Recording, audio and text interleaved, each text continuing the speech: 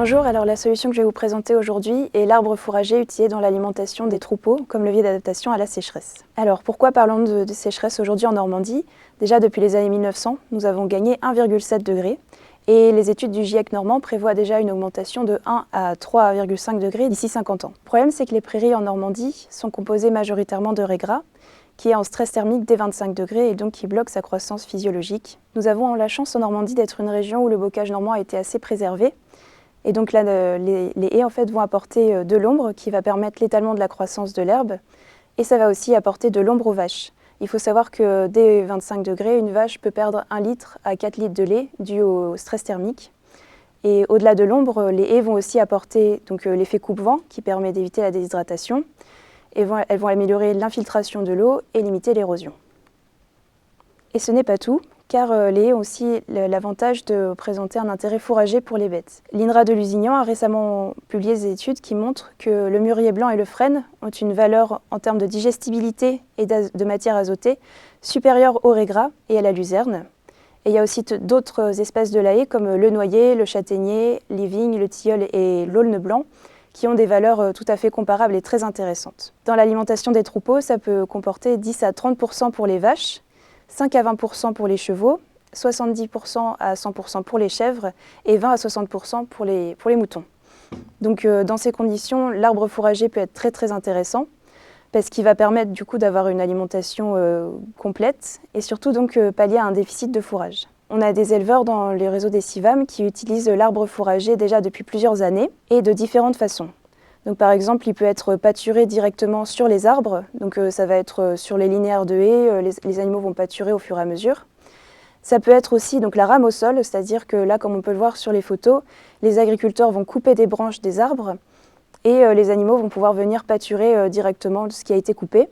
Et donc c'est une solution qui est intéressante, mais qui est assez chronophage et fatigante au niveau physique. Il y a aussi la CP, donc là c'est quand on coupe une haie dès la base et pareil, c'est donné aux animaux en distribution. Et sinon, il y a aussi le fagotage. Donc là, il s'agit en fait de couper des branches et les faire sécher l'été pour ensuite le distribuer comme un foin l'automne ou l'hiver. Et donc, on a des éleveurs en fait qui ont réussi à préserver jusqu'à 30% de fourrage grâce à ça. Certains avaient par exemple une vingtaine de génisses qui ont été nourris pendant 2 à 3 semaines uniquement avec l'arbre fourrager, ce qui leur a permis une réelle économie de fourrage pendant l'été, à un moment où il n'y avait plus du tout d'herbe. Et il y a d'autres éleveurs qui, au contraire, ont préféré apporter des branches pour complémenter le pâturage. Et donc ça, par exemple, ça a permis d'économiser une balle d'enrubanage à la fois par jour, qui du coup était préservée et juste distribuée aux vaches pour favoriser la production laitière. L'arbre fourrager a aussi d'autres avantages. Il peut être complètement inclus à la logique d'agroécologie et d'agroforesterie. Là, par exemple, sur la première image, on a un groupe d'agriculteurs qui visitent une ferme où il y a des bancs des parcelles d'agroforesterie. Et donc, parmi les OG, il y a aussi des bastiges qui permettent de faire du pâturage pour les animaux. Il y a aussi la valorisation plaquette, que ce soit donc pour le paillage ou pour le chauffage. Enfin, il y a un dernier avantage de la haie, c'est qu'une haie permet de stocker jusqu'à 125 kg de CO2 par hectare et par an.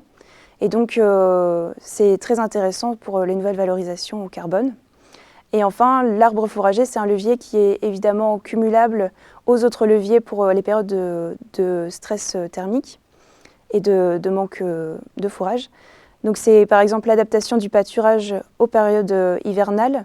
Donc ce sera un pâturage plus long l'hiver et une adaptation aussi du chargement. Et il va aussi y avoir une adaptation des prairies. Donc par exemple, ça va être la valorisation des prairies naturelles.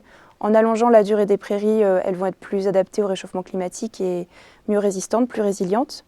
Et ça va être aussi d'apporter d'autres espèces dans la composition des prairies, donc des espèces plus adaptées à la chaleur comme la fétuque, le dactyle et la luzerne. Pour conclure, l'arbre fourrager est un des leviers à mobiliser par rapport à l'adaptation au réchauffement climatique. Merci pour votre attention et vous pouvez nous contacter pour plus d'informations au réseau des CIVAM normands.